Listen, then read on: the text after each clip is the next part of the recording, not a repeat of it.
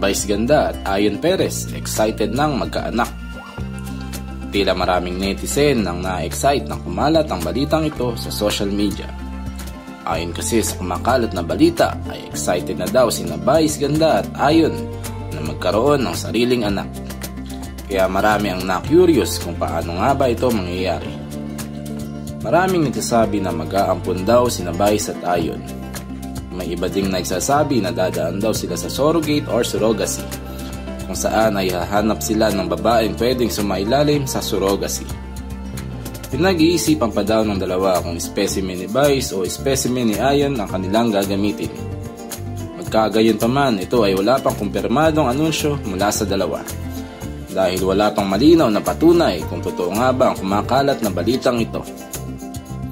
Magkagayon pa man ay patuloy lang nating suportahan at tayo maging masaya na lamang sa anumang magiging desisyon nilang dalawa.